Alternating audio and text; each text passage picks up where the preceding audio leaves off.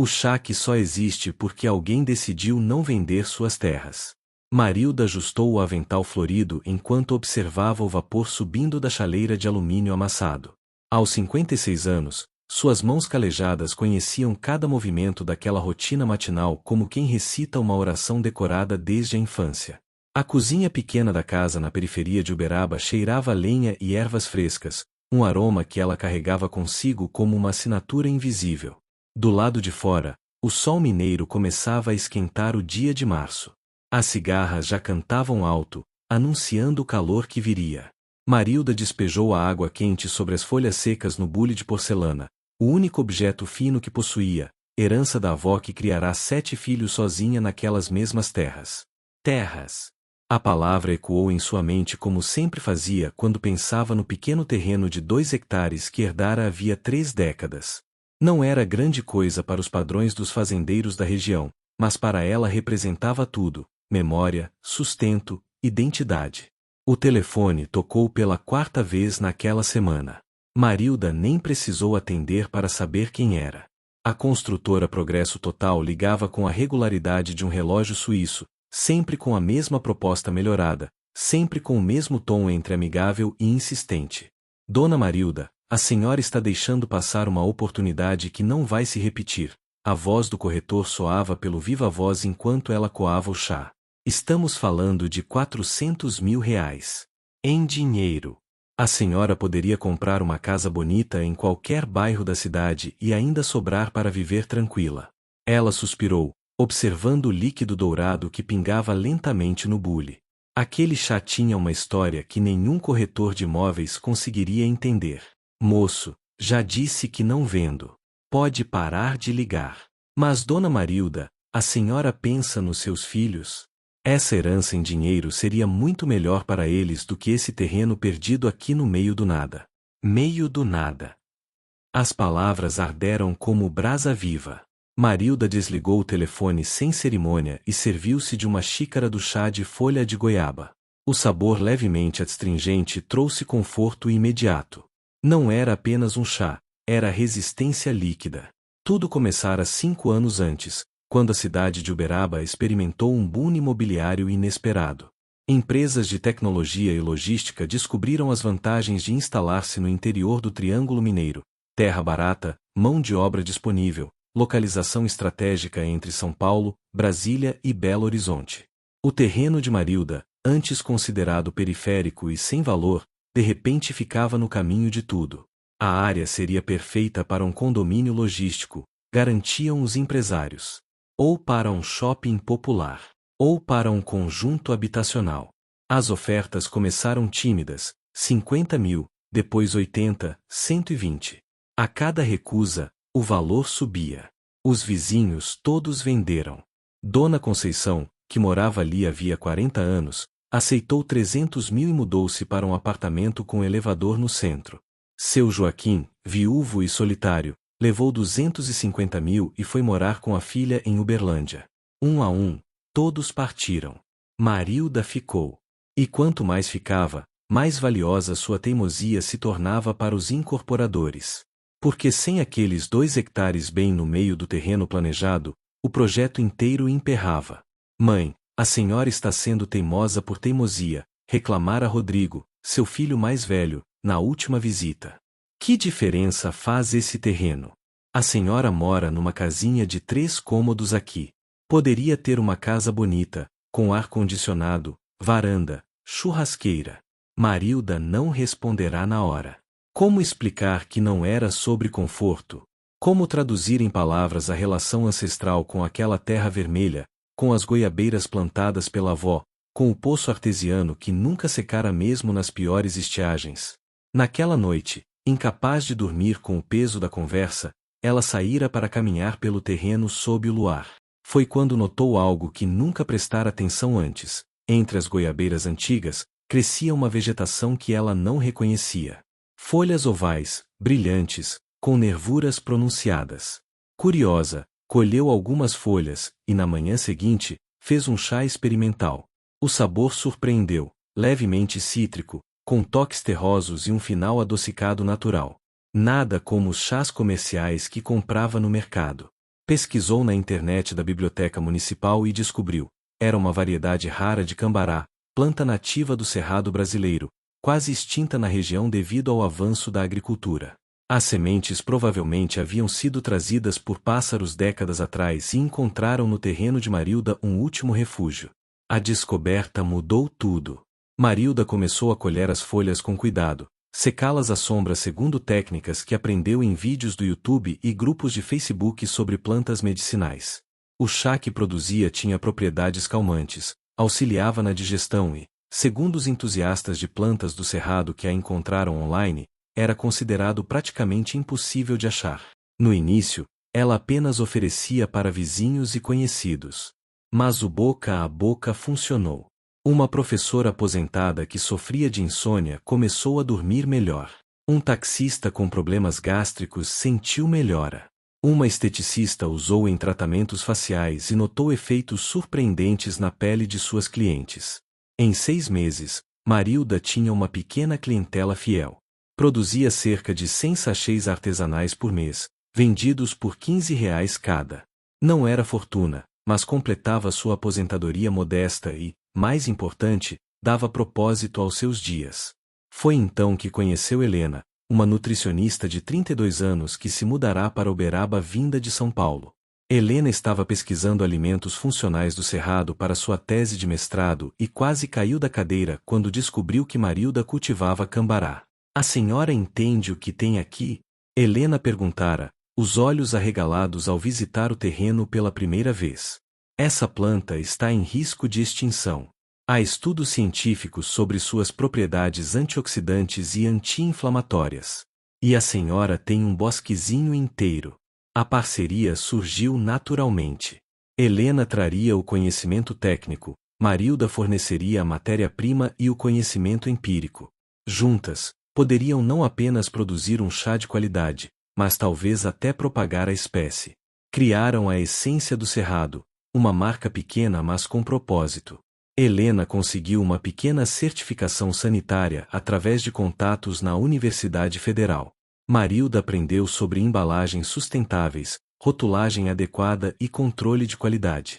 O primeiro lote de 200 unidades esgotou em 3 semanas nas feiras orgânicas e lojas de produtos naturais de Uberaba. O segundo lote foi maior, 500 unidades, e chegou a Uberlândia e Araguari. Enquanto o negócio crescia timidamente, as ofertas pelo terreno se intensificavam. A construtora Progresso Total agora oferecia 500 mil. Depois 600 mil. Os corretores passaram a aparecer pessoalmente, sempre bem vestidos, sempre com tablets mostrando simulações do que seria construído ali. Dona Marilda, a senhora está atrapalhando o progresso da cidade, disse um deles, perdendo a paciência. Empregos estão em jogo. Desenvolvimento. Futuro. Progresso. Desenvolvimento. Futuro. Palavras bonitas que significavam o fim das goiabeiras centenárias, o fim do cambará raro, o fim da memória viva de sua avó plantada naquele chão. E o futuro de quem depende dessa planta? Marilda rebateu, segurando um sachê do chá. E o futuro de quem está redescobrindo o valor do que é nosso, do que é natural, do que não precisa vir de fábrica com nome difícil? O corretor revirou os olhos, mas Marilda tinha certeza. Não pelo dinheiro, embora 600 mil fosse uma quantia impensável para alguém como ela. Não pela teimosia, embora todos a acusassem disso. Mas porque finalmente entendia que estava guardando algo maior que ela mesma. Helena a apoiava integralmente. Mais que isso, trouxera uma ideia revolucionária: transformar parte do terreno em um refúgio particular do patrimônio natural. Com essa certificação ambiental, o terreno ficaria protegido por lei, impossível de ser vendido para incorporação urbana. O processo era burocrático e demorado, mas Helena conhecia os caminhos. Ambientalistas locais abraçaram a causa. Um documentarista independente ficou interessado em registrar a história. Até um vereador progressista da Câmara Municipal se ofereceu para ajudar. Numa manhã de agosto, Marilda recebeu uma visita inesperada. Não era corretor nem empresário. Era uma senhora de cabelos completamente brancos, elegante apesar dos 80 e poucos anos, apoiada numa bengala de madeira trabalhada. Eu sou Dona Mercedes, ela se apresentou com voz firme. Minha família vendeu terras para essa construtora. Vim agradecer por você resistir. Marilda ofereceu chá, sempre oferecia chá, e as duas sentaram-se na varanda estreita da casa. Dona Mercedes revelou que sua família possuíra uma fazenda inteira naquela região. Vendera tudo década por década, lote por lote. Agora vivia confortavelmente num apartamento de luxo, mas havia perdido algo no processo. Sabe o que mais me dói? Disse ela, os olhos marejados. Meu neto não conhece uma goiabeira. Tem 12 anos e nunca colheu uma fruta direto do pé.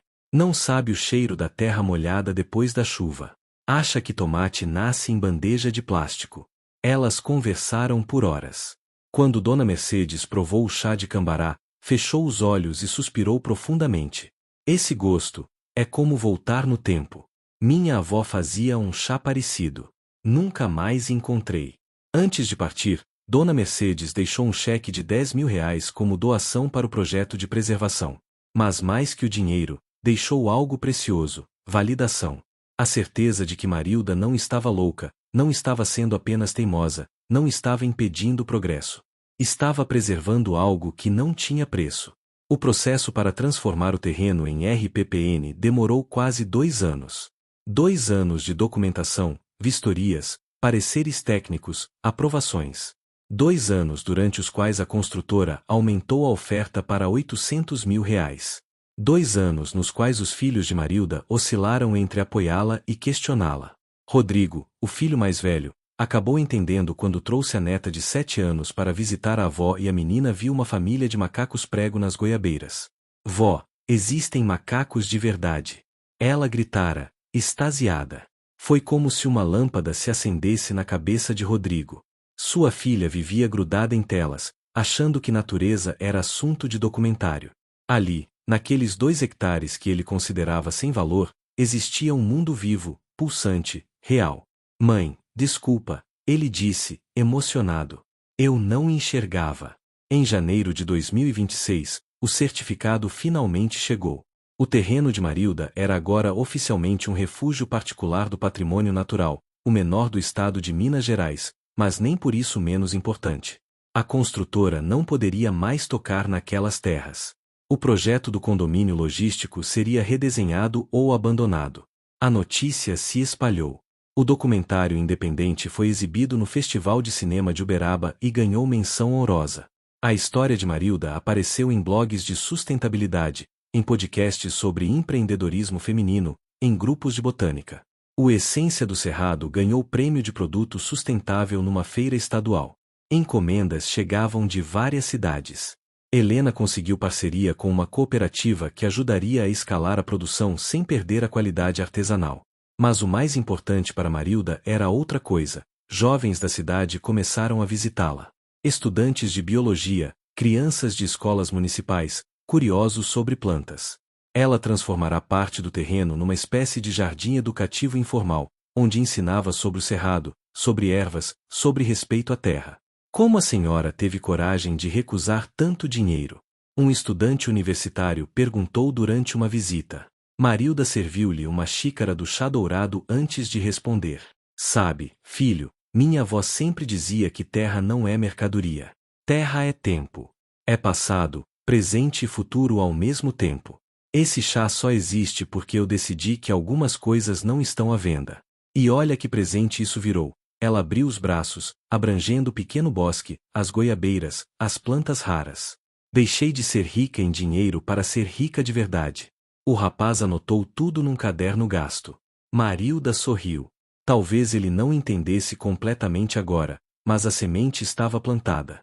Como as sementes do cambará que os pássaros trouxeram décadas atrás, encontrando naquele pequeno pedaço de chão o último refúgio possível.